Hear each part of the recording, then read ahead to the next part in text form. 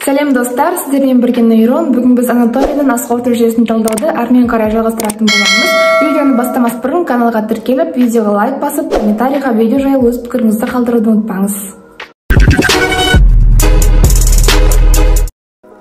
Бүгін бізде асқорыту жүйесінің анатомиясы мен физиологиясының 4-ші бөлімі жіңішке және жуан ішекті талдауды жалғастырамыз.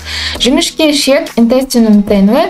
Жіңішке ішек ол асқазанның пилорикалық бөлімінен басталады. Асқорыту жолының ең ұзын бөлімі, мәште көріп тұрғандарыңыздай. Адамдарда оның ұзындығы 4 метр болады, ал мәйітте 7 метрді құрайды. Неге мәйітте 7 метр, адамдарда 4 метр? Себебі мәйітте ішектер расслабленный түрде болғандықтан 7 метр болып есептеледі екен. Жіңішке ішектің ішінде бізде асқорытулар және де қоректік заттардың үлкен бөлігі қанға сіңіріледі. Келесі, жіңішке ішектің 3 бөлімі бар. 12 ішек, дуоденум, аш ішек, иенум және де мықын ішек, илиум. 12 ішек, аш ішек және де мықын ішек.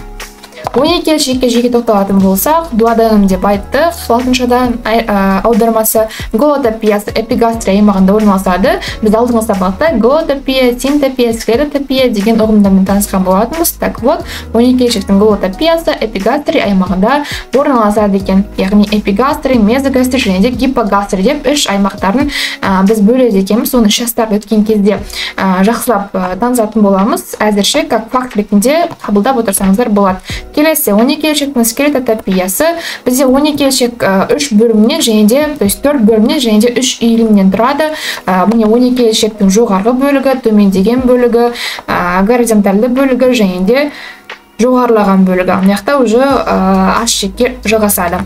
Енді скелетотопиясы осы бөлімдердің орналасқан аймағы, жоғарғы бөлігі 1-ші белі омыртқа деңгейінде, төмендеген бөлігі 1-ші, 3-ші белі омыртқа деңгейінде, горизонтальды бөлігі 3-ші белі омыртқа деңгейінде, ал жоғарылаған бөлігі 2-ші, 3-ші белі омыртқа деңгейінде орналасады екен. Ол бөлімдерінен бөлек 3 иілімі бар, бізде анатомия сабағында сұрайды. 1-ші жоғары иілімі, төменгі иілімі және де аш ішектік иілімі. Потому что аш ішек өтіп тұрғаннан кейін жанындағы органын аталады. Сол себептен аш ішектік иілімі деп атын берген екен. Келесі бізде 12 ішектің синтопиясы, яғни жанында орналасқан органдар. 12 ішектің артында бізде оң бүйрек орналасады екен, мәште көрінбей тұр, потому что 12 ішекті жағы бейнесін көрсеткен және де қақпа венасы мен аорта орналасады екен. Потом, алдында, бізде 12 ішектің алдында бауыр орналасады, сол жағында ұйқы безінің басы орналасады екен. Мінекей ұйқы безінің басы, мынау құйрығы. Кейбір адамдар шатасуы мүмкін, 12 жаңағы, то есть ұйқы безінің басы және де ұйқы безінің құйрығы. Ұйқы безінің басын және де құйрығын шатастырып алуға болады.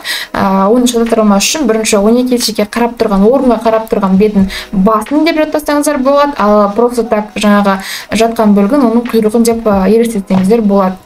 Келесі, 12 ішектің қызметтері, бізде ол ұйқы безі ферменттерін активтейді. Өткен сабақта айтқан болатынбыз. Бізде ұйқы безі ферменттері активсіз жаңағы түрде ұйқы безінде өндіріледі, потому что ұйқы безін өзінің қорыту жібермеуі керек, ал 12 ішекке түскеннен кейін ұйқы безінің ферменттері онда активтеліп асты қорытуға қатысады. Сосын 12 ішектің бізде папилля дуодени майер, эдминер деген емдікшелер бар. Онда бізде жалпы өт өзегімен ұйқы без өзектері келіп құяды. Мыяқта сурет бар ма екен? Қазір қарап көрейік. Бізде папилля дуоденум майер. Так. Бұл мыяқтан көрсек болады, негізі шетте екі өтек болады, папилля дуоденум майер и эдминер. Майерға да, минерға да негізі жалпы өт өзегімен ұйқы без өзегі қосылып келіп құйылады. В основном папилля дуоденум минер, то есть майерға, яғни үлкен ұйқы безі 12 ішек жаңағы емдікшесіне келіп құяды, екі өзекте бірігіп, ал жаңағы воспаление немесе көпірка болған кезде жаңағы кіші 12 ішектің емдікшесіне келіп құйылады. Жаңағы жалпы өт өзегі мен ұйқы безінің өзектері қосылып. Келесі, бізде аш ішек пен мықын ішек, иенум және де илиум. Аш ішек, иенум, мықын ішек, илиум. Ұмытып қалмауымыз керек. Голотопиясы, аш ішек пен мықын ішек баулары мезогастрия мен гипогастрияда орналасады. Жаңағы 12 ішек эпигастрияда орналасса, бұлар уже мезогастрия мен гипогастрияда орналасады екен. аш-ішек балалары мен жаңағы мықыншек балаларын шатастырып алмас үшін бізде былай еске сақтасақ болады. Мынау жаңағы іш қуысын 4 бұрышты деп елестететін болсақ, оны екіге бөлеміз, жартысынан тура екіге бөлеміз. Сол кезде аш-ішектің балалары іш қуысының жоғарғы сол бөлігінде орналасады, ал мықыншектің балалары іш қуысының жоғарғы оң бөлігінде орналасады екен. Осылай еске сақтасаңыздар болады. Келесі, аш-ішек пен мықыншектің қызметтері. Ас бізде аш-ішек қабырғасында веналық қанға сіңіреді. Мінекей мынау аш-ішектің қабырғасы деп елестетейік. Жоғарғы жағында аш-ішектің жаңағы бүрлері болады, бүрлерінің үстінде тағы да бүрлері болады. Сол арқылы асты сіңіру аймағы ұзара түседі. Осы арқылы жаңағы қақпа венасына ас сіңіріледі, ары қарай бауырға барады. Бауырда жаңағы аспен бірге келген шлактар, жаңағы инфекциялық заттар, не болмаса қажетті заттардың барлығы бауырда тазаланып ұсталып қалады. Сосын ары қарай жаңағы үлкен қан айналымы арқылы басқа органдар мен тіндерге таралады қоректік заттар. Сіңбей қалған өнімдер тоқ ішекке өтеді, соңғы рет суырылып, сіңбегендер қайтадан тік ішек арқылы сыртқа шығып кетеді екен. Келесі бізде жуан ішек, интестинум грассум, мықын ішектен басталады және де тік ішектен аяқталады. Ұзындығы 1-1,5 метр, суреттен көріп тұрмыз. Диаметрі 5-8 сантиметр, соңғы бөлімде 4 сантиметрге дейін жаңағы болады екен. Бөлімдері жуан ішектің бірінші соқыр ішек және де құрт тәрізді өсінді, екінші тоқ ішек. Тоқ ішектің бөлімдері бар, бізде 4 бөлімі бар. Жоғарылаған бөлім, көлденең бөлім, және де төмендеген бөлімі, және де сигма тәрізді ішек. Ары қарай жаңағы жуан ішектің бөлімі, соңғы бөлімі тік ішек. Соқыр ішек, яғни жаңағы айтқан жуан ішектің бөлімдеріне жеке тоқталсақ болады. Бізде негізі ас қорыту ағзаларын бізде ауыз қуысынан бастап, ауыз қуысы, жұтқыншақ, өңеш, асқазан, жіңішке ішек және де жуан ішек деп айтсақ болады. Перечислять еткен кезде немесе жуан ішек пен жіңішке ішекті ашып айтсақ та болады. Например, ауыз қуысы, өңеш, то есть ауыз қуысы, жұтқыншақ, өңеш, асқазан, өнекел ішек, ас ішек, мықын ішек, соқыр ішек, жаңағы жоғарылаған тоқ ішек, көлденең, төмендеген тоқ ішек, сигма тәрізді ішек және де тік ішек деп осылай бөліп айтсақ болады. Главное, чтобы жіңішке және де жуан ішектің бөлімдерін жаңағы қатарымен айтуды ұмыт қалмауымыз керек. Так, бізде соқыр ішек, цекум. Соқыр ішектің галатопиясы оң жақ мықын аймағында орналасады. Бізде синтопиясы алдыңғы құрсақ қабырғасы орналасады. Яғни алдында ешқандай орган жоқ болса, онда біз айтамыз алдыңғы құрсақ қабырғасы орналасады деп айтамыз. Ал артында мықын және де үлкен бел бұлшықеттер орналасады екен соқыр ішектің. Потом бізде артқы медиальды бетінен соқыр ішектің артында көріп тұрмыз, бізде құрт тәрізді өсінді шығады. Құрт тәрізді өсінді негізі рудимент, аппендикс деп аталады. Неге рудимент қазір айтатын боламыз? Оның ұзындығы 2-20 сантиметр екен. Неге рудимент құрт тәрізді өсінді? Себебі бұрынғы кезде бізде көп жаңағы гигиена, немесе санитария, жаңағы тамақты жуып жеу, и так далее, жаңағы көкөністерді жуып жеу деген секілді ұғымдар болмаған кезде, пока бізде адамдар жаңағы сыртта жабайы средада өмір сүрген кезде бізде аппендикстің жаңағы көлемі ұзын болған, үлкен болған, потому что жаңағы аппендикстің ішінде лимфоидный тканьдар бар екенін біз білеміз, оны иммунитет біткен кезде жекелеп тоқталатын боламыз. Вот сол кезде сол инфекциялық жаңағы сырттан келген тамақпен келген түрлі инфекциялардан құтылу үшін жаңағы оны тазартып отыратын бізде соқыр ішектің қызметі, то есть құрт тәрізді өсіндінің қызметі болған. Уақыт өте келе бізде тағамдар жаңа таза күйінде гигиенаны үйрендік. Сонымен қатар бізде тағамды жаңа жуып жеу керек екен тәсілдерін үйрендік. Сол себептен қазір бізде соқыр ішектің, то есть құрт тәрізді өсіндінің қызметі аз, поэтому оның көлемі кішірейіп рудимент органға айналып кеткен.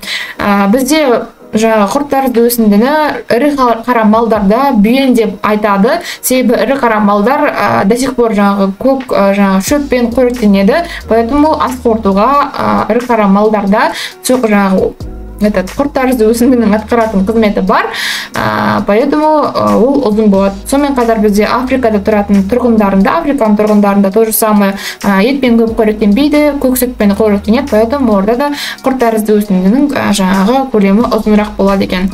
Келесі бізде тоқ ішек полын. тоқ ішектің қызметі суды сіңіреді, В витаминін түзуге қатысады және де нәжіс массасын қалыптастырады екен.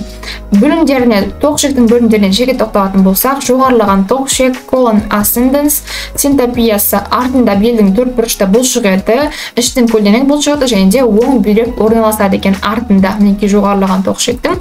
Ал алдында және латеральды жаңа аймақтарында алдыңғы іш қуысының қабырғасы орналасады екен. Медиальды бөлігінде, яғни медиальды бөлігі ішке қарап тұрған, ішкі орындары қарап тұрған бөлімі, жіңішке ішектің баулары орналасады екен. Көлденең тоқ ішек колон трансверсум, голотопиясы эпигастрий мен мезогастрий шекарасында орналасады. Прям синтопиясы жоғарғы жағында бауыр, асқазан, көк бауыр орналасады, астыңғы жағында жіңішке ішек баулары орналасады. Потом артында 12 ішек пен ұйқы безі орналасады екен. Мінекей мәшетте негізі көлденең тоқ ішек болу керек. Жаңа айтқандай жоғарында бауыр жатыр, асқазан жатыр, көк бауыр жатыр, артында, то есть астында жаңа жіңішке ішектің баулары жатыр, артында мінекей 12 ішек жатыр, ұйқы без жатыр екен шынымен де. Потом төмендеген тоқ ішек colon descendens, голотопиясы үш аймағының сол бөлігінде орналасады. Мінекей сол бөлігінде орналасып тұр екен расымен де. Мәште негізі төмендеген бөлігі жату керек. Мықты көлденең, жоғарылаған бөлігі, сигма тәрізді ішек и тік ішегі. Потом синтопиясы артында белдің төрт бұрышта бұлшық еті орналасады екен. Бұлшық еттерді көріп тұрмыз. Алдында және де сол жағында іш қуысының алдыңғы қабырғасы, оң жағында мықты жіңішке ішектің баулары орналасуы керек. Потом бізде сигма тәрізді ішек, колон сигмоидеум, голотопиясы сол жақ мықын аймағында орналасады. Мінекей мықын сүйегі и жаңа сол жақ мықын аймағында орналасады. Ал соқыр ішек мына расында да оң жақ мықын аймағында орналасып тұр екен. Келесі бізде тік ішек ректум, жуан ішектің жаңағы соңғы бөлігін деп айтқан болатынбыз. Мұнда нәжіс жинақталып сыртқа шығарылады. Кіші жамбас қуысында орналасады. Ұзындығы 15-25 см, диаметрі 2,5-7,5 см екен. Мінекей кіші жамбас қуысы осында бізде тік ішек орналасады. Ал голотопиясы тік ішектің кіші жамбас қуысы, ал синтопиясы артында 8 көзбен құйымшақ орналасады екен. Мінекей 8 көзбен құйымшақ орналасып тұр. Мындан тік ішек 8 көзбен құйымшақ орналасады. Жаңағы алдында бізде ерлер мен әйелдерде тік ішектің синтопиясындағы жаңағы алып жататын органдар сәл ерекшелігі бар. Мына шетте бізде тік ішекте жаңағы елестеттік. Ерлерде ұрық көпіршіктері алдында, жаңағы тік ішектің алдында ұрық көпіршіктері орналасады, және де ұрық шығарушы өзек орналасады, және де қуық асты безі и қуық орналасады тік ішектің алдында ерлерде. Ал әйелдерде бізде жатыр мен мінекей артында 8 көзбен құйымшақ, ал алдында жатыр мен қынап орналасады екен. Бізде осымен бүгінгі талдауымыз аяқталды. Видео ұнаған болса, комментарийға өз пікіріңізді жазып, видео туралы каналға тіркеліп, және де видеоға лайк басып кетуіңізді сұраймын. Ол сіз үшін кішкене момент болуы мүмкін, ал каналдың дамуы үшін үлкен стимул береді.